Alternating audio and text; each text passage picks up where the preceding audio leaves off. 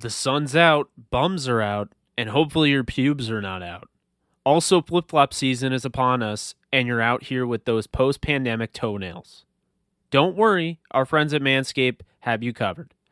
They just launched their 4th generation performance package and their Shears 2.0 nail grooming kit. Join Manscaped movement by going to manscaped.com for 20% off and free shipping using promo code DTR.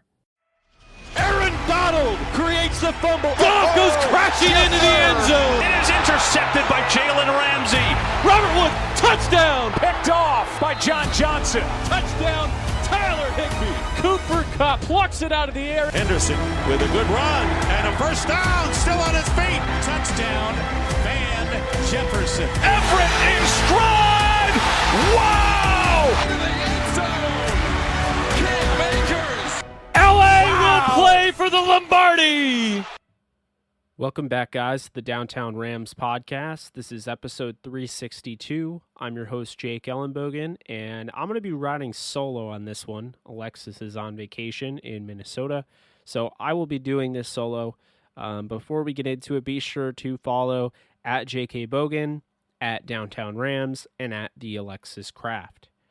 So today I come to you on this podcast, and, I've already covered a lot of it on my YouTube channel, which is just my name, Jake Ellenbogen.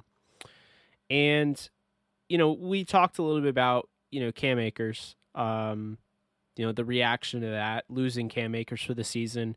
Really tough, obviously. It's not just Cam Akers, so to speak. It's, the fact is you have a player who is going in their second year, and that said player is looking at potential superstardom. There were a lot of people that were really high on Akers, including myself, including Alexis. I did say to pump the brakes a little bit, but I never expected anything like a torn Achilles injury.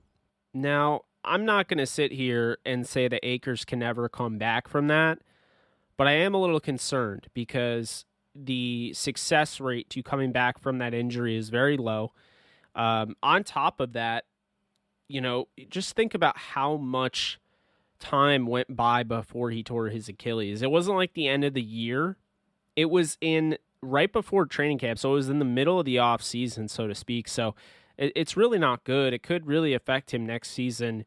We might be looking at a 2023 Cam Akers, debut or return rather, but I'm not going to speculate too much into that because I do want to talk about Darrell Henderson, what Darrell Henderson brings to the table.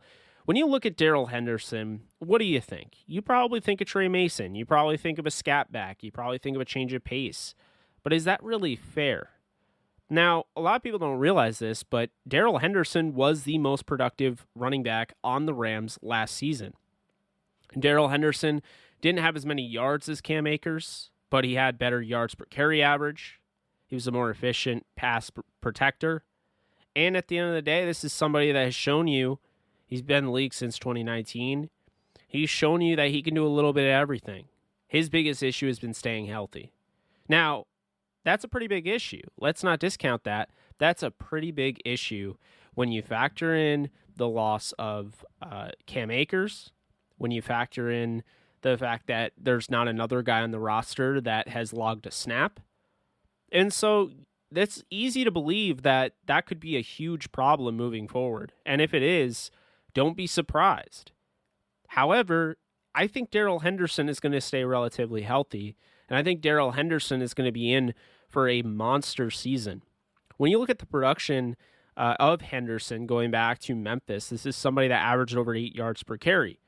This is also somebody that is playing in Sean McVay's offense, that now has Matthew Stafford, that now adds Deshaun Jackson, and we'll get into him, but it did also add Tutu Atwell. So I feel really good about Darrell Henderson's value in this offense, not just from an analysis standpoint, not just from a Rams standpoint, but I would also say from a fantasy standpoint, because when you look at him and what he can do, I think he adds a lot, and there's not anybody there very reminiscent to the 2018 season down the stretch when you had Todd Gurley go down with an injury. You had Justin Davis, the UDFA, and you had a 6th-round pick in John Kelly, who's finally getting his opportunity. Neither really did anything, so they brought C.J. Anderson off the couch. But you're not seeing that this time, and Sean McVay has kind of come out and said they're not doing that, or at least they're not even thinking about it right now. And he's been asked point blank, would you bring back Todd Gurley? Are you interested in AP? Are you interested in Le'Veon Bell? And so he's been pretty firm on that, and I don't expect him to change his mind until, if there's another injury, or, you go in the preseason and you see these guys aren't doing as well as you think they should do, which is entirely reasonable. Now, I want to talk about the running back room a little bit. For those of you who haven't seen my YouTube videos on this, first off, you have Darrell Henderson. We already talked about him. I'm really high on him. I think he could be a top 12 running back this year with a ceiling of top 6. Now, moving on, you have Xavier Jones, who is a UDFA at SMU, a guy I had a 5th-round grade on, but was never able to really do anything during an unprecedented pre-draft process because of COVID. So because of that, he became available for the Rams, and they got him as a UDFA. He broke records at SMU, Eric Dickerson's records. He was phenomenal. He really was. He had an injury early on and bounced back and had 20-plus touchdowns his last season. Then you add Jake Funk, a 7th-round pick out of Maryland. I actually had a 6th-round pick on him, a 6th-round grade on him. When you look at what he did at Maryland, obviously this is somebody that can really make you pay on the special teams unit. He was a hard-hitting guy, a guy that would come down and just lay the wood. But what he can do in the offensive side of the ball is actually pretty impressive. And he's coming out 2 ACL tears, but I do think he's got, some, something there, some upside. I'm not saying he's going to be, your 3rd down running back. I'm not saying he'll ever be your starter, but I'm saying maybe they might use him a little bit, kind of a change of pace, maybe situational. But he ran a 4.4. He's got good size for the most part, filled out, good frame. This is somebody that has shown you, that 4.4 speed, he can house a touchdown. So maybe they bring him in as like an Energizer bunny here and there, but I don't expect him to have a huge role, but it is good to have. And then you have Otis Anderson, who is really interesting to me, UCF UDFA. And he offers more, I think, than the draft pick, Jake Funk, this season. I think with Otis, you're getting a guy that can return. You're getting a guy that can play on special teams. You're getting a guy that can, make plays happen out of the backfield, whether it be in the passing game and in the run game, and a guy that, is smaller, but he does try to he is a willing blocker. He may not be the best blocker, but being a willing blocker as the UDFA is important. And then you have Raymond Collay, who was a 7th-round pick last year by the Buccaneers. The Rams plucked him right off of waivers before the Buccaneers could stash him on the practice squad during cut days. But look, Raymond Collay is the interesting one here because out of Louisiana Lafayette, he's a really, really fast, speedy running back, a guy that's more of a return specialist, but I definitely think he offers some upside. So they have a pretty good running back room. The issue remains is that there's only one running back in that room that has taken carries in an NFL game, and that is Darrell Henderson. And while I have Xavier Jones as the number 2 running back, it's not a guarantee because there is going to be an open competition. When things like this happen, when you lose a Cam Akers, it opens up the opportunity for everyone. And so I think that's really important to realize as we go through this running back group. Now, could they bring in a Todd Gurley? Could they bring in Adrian Peterson, Le'Veon Bell, Alfred Morris? Yes, they absolutely could, and I think that they'll consider it later on. You don't want to bring a guy like that into training camp right now. You really don't want to take any reps away from the younger guys because you want to see exactly what they bring to the table. You know what Todd Gurley brings. First off, you had him on the roster. You had him on the roster his last, poor year, so to speak, because of the knee, when the knee really started acting up. But on top of that, your defensive coordinator coached him, when he was the interim coach in Atlanta. So he knows what Todd Gurley brings to the table. On top of that, you saw Adrian Peterson and what he's done throughout his career and how he still could get you 500 to 700 yards depending on his workload. So you know what he brings. Alfred Morris, you have familiarity with him and Sean McVay, good pass protector. You know what he brings. So that's really the thick of it, is you're not going to bring in any of those guys because they don't need those reps. But a guy like Jake Funk and Otis Anderson, they do. And so I don't expect them to bring in anybody until maybe late, right before they finalize the 53-man roster. But maybe they don't bring him in at all. And if that's the case, that says, they really like Xavier Jones. Now, I'm really curious to see what they're going to do with Darrell Henderson, because Sean McVay mentioned during the presser today, and I'm recording this on a Monday, July 26th, he mentioned that, straight up, they really think that Henderson's a baller and they really like him and they think he can be a go-to guy, but they are worried about his durability and they want to keep him, they want to keep him healthy. And by doing that, they want to manage his workload. And while there's, obviously he's somebody that I think can take the bulk of the carries, you just don't want to see him get nicked up a little bit. And so I think for that, they'll call on Xavier Jones, they'll call on Jake Funk, they'll call on Raymond Collay, Otis Anderson, whoever makes the roster. But I do think the way they talked about it today, they're really hoping that Xavier Jones or Jake Funk is going to emerge as the number 2 and number 3, and enough of a go-to where they are not a huge drop-off and can give Henderson a breather. I think that is what they're looking at. That is the whole purpose of this, and so I think that's definitely very important, to think about. Now, before we get into the receivers, because I do want to touch on them, because we do have a news story here about Tutu Atwell, who's now on the COVID list, which opens up a few things, but we'll get into that shortly. Before we get into that, I do want to point out that the Rams could also explore the trade market. And by trade market, I mean the bottom of the barrel, the guys that you would go and grab, a late 7th round pick, maybe, for these type of guys. It wouldn't be a Kareem Hunt. I keep seeing people, Kareem Hunt, Latavius Murray. Like, I don't see that happening. But if it was like maybe something like along the lines of the Patriots were ready to part with, say, Sony Michel, and so much so they're fine with taking a 6th or a 7th, I think the Rams would consider that. I think the Rams would consider trades at the bottom. They're not going to give up, serious draft capital, but I think they consider that. I saw, a trade rumor out there, Jamal Williams from the Lions. I just don't see the point of that.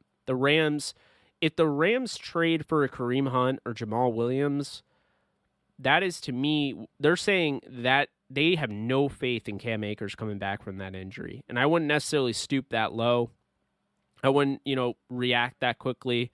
So, I'll just say that. But, I mean, if they go that route, fine. I'm not saying, it's not like a no loyalty league, right? Like, it's not like a loyalty league in a sense. I mean, it really isn't. It's a business. And so if Cam Akers, they don't feel like can go, then yeah, they're going to have to move on. But I would be shocked if they went that route. I think if they go any route, it's going to be either Adrian Peterson, Todd Gurley, Alfred Morris, those type of guys, maybe a Le'Veon Bell. Now, I would be most against Le'Veon Bell because I really just don't like what Le'Veon Bell has done, where he's gone and what he's done, because he hasn't been the same since playing with Ben Roethlisberger and the Steelers. He went to the Jets, really wasn't much of a factor there. Went to the Chiefs, bad-mouthed Andy Reid. So, this is a guy that said he was, it seemed like he was really embracing a leadership role with the Jets. So much so, I think some Steelers fans were hoping to get him back, and that just didn't happen. And on top of that, he goes to the Chiefs, and it's like, he didn't really do anything. He took snaps away from guys like, their first-round pick, Clyde Edwards-Helaire. And so, for me, I don't know if he's the best option. All right, guys, so we're going to take a quick break. We're going to talk about Manscaped for a little bit, and then we will get back to the show. The world is starting to open, and the Performance Package 4.0 from Manscaped is here to get you ready. Inside, you'll find their Lawnmower 4.0 trimmer, Weed Whacker ear and nose hair trimmer, Crop Preserver ball deodorant, Crop Reviver toner, plus 2 free gifts, Performance Boxer Briefs, and Shed Travel Bag. Talk about a world-class dismount into a post-quarantine world. This package is the perfect package for your package and peak performance in whatever sport you desire. The brand new Lawnmower 4.0 is here to take the podium. This fourth-generation trimmer features a cutting-edge ceramic blade to reduce grooming accidents thanks to their advanced skin-safe technology. The Lawnmower 4.0 has a 7,000 RPM motor, a new multifunction on and off switch can engage a travel lock, and gives you the ability to turn 4000K LED spotlight on and off when needed for a more precise shave. Did I mention this trimmer is waterproof too? Michael Phelps is drooling just thinking about the possibilities. This package also comes with the Weed Whacker to chop your worst weeds up top in both your nose and ear. This tool is a lock to take home the gold in the biathlon. The Weed Whacker is also waterproof and uses a 9,000 RPM motor powered 360-degree rotary dual blade system. This nose and ear hair trimmer provides proprietary skin-safe technology which helps prevent nicks, snags, and tugs in those delicate holes. After trimming your pubes, show them some sportsmanship with Manscaped's liquid formulations. The Crop Preserver Ball Deodorant and the Crop Reviver Ball Toner are the key to feeling victorious this year. With the promo code DTR at manscaped.com, escape the shrubs and weeds this summer and shine with Manscaped. Now back to our show. All right, so welcome back, guys. We talked a bit about the running backs, but now I think we're going to go and wrap this show up with the latest, which is Tutu Atwell now on the COVID list, which we're going to talk about what that could mean for Tutu Atwell. I'm going to mention, what that could mean for the Rams in general, their wide receiver group. And we're going to talk a little bit about, if they could go out and get somebody, which I don't think they could. So let's just go through it. Tutu Atwell is on the COVID list. So what happens here? Well, the first and foremost here, it's really unfortunate, and I do prayers up to Tutu Atwell. That is just absolutely horrible. We don't know the extent of COVID, of course, with him. We don't know if he was vaccinated. We don't know any of that. So I'm not going to get too much into that, but I do hope he does. He's able to bounce back from this because COVID can be a real pain in the side. I mean, just look at Cam Newton last year. He looked all right, and then he got COVID and wasn't the same quarterback. So Tutu Atwell was expected to be wide receiver 5 and maybe compete for wide receiver 4. A guy that can play on the outside, he can play on the slot. I know he's a $155. They were probably going to use him a little bit in the the run game, the backfield, do all sorts of fun stuff with him. Well, now that is a little bit on hold for now. Here's the problem with this COVID list is now we don't know when Tutu will come back. And so for that reason, you don't know how big of a role he can have in this offense because you don't know how much he is going to be learning this offense. This is the time, this is training camp, and to have this come up right before training camp is an absolute killer. So what does this mean for Tutu? Well, you could be looking at the end of preseason. You could be looking at him maybe staying on that list. He could come back as soon as 2 weeks, maybe. There's a lot of things that could happen. But say he doesn't come back for a bit. This opens up the door for a wide receiver like Ben Skoranek, who to me is already going to make the roster. 7th-round pick out of Notre Dame. His ability on special teams, his ability to play the wide receiver and tight end spot, and his very, very strong hands in the red zone. A guy, 6'3", 210, a guy that can go up and high point the football. So I think he offers something that there's just not a lot of on the roster. And so for me, I know he's not the same as Tutu Atwell, but I do have to imagine that this is somewhat of an opening for Ben Skoranek, who was looking for that, opportunity. Maybe he might get that there. Another guy, Tristan Jackson, who spent all of last season on the Rams 53, but never really got an opportunity. He gets an opportunity with this. It's going to bump him up a little bit. He's probably going to, face Skoranek and see who wins that matchup. I do think it'll be Skoranek. But it does also help the return guys. And you have a guy like Jeremiah Haydell, who is pretty much on this roster to do one thing, and that's be a returner. So it's definitely an opportunity for him. Maybe a Landon Akers, two UDFAs there. It opens up the door for Raymond Collay, for Otis Anderson, pretty much anybody that is trying to win a job as the return man. Now, this also opens up the door for another player to be added to the roster. They don't have to cut anybody because Tutu goes to the COVID list, so means they open up a spot. they could delve into, free agency and look at potentially bringing in a returner, somebody to kind of shake up the roster a little bit. I know they did sign Kyle Markway, who took the place of Simba Webster, tight end. So we'll see in that regard, but they definitely could go that route.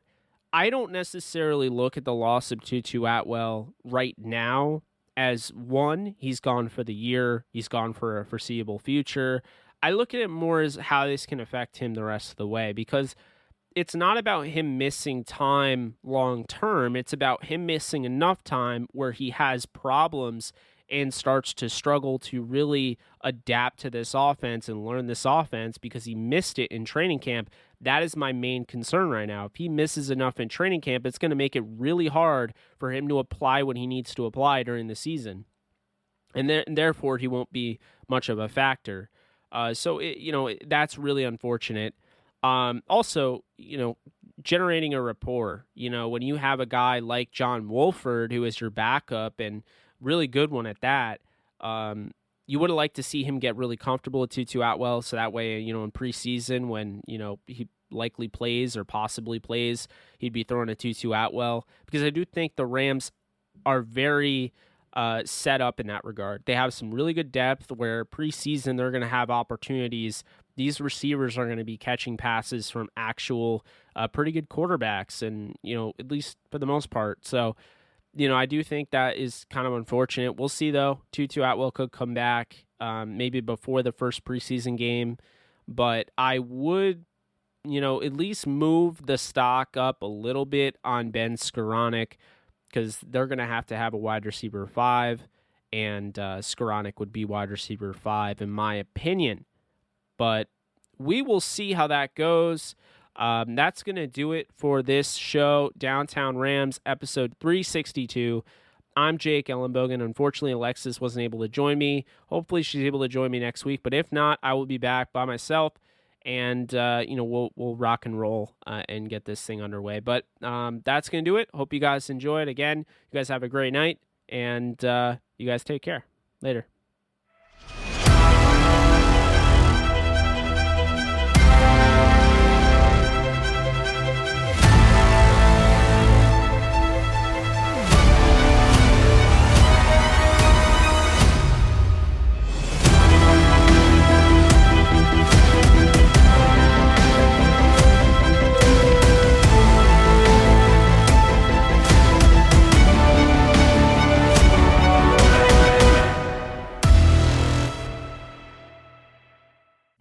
Get 20% off and free shipping with the code DTR at manscaped.com. That's 20% off with free shipping at manscaped.com, and make sure to use code DTR.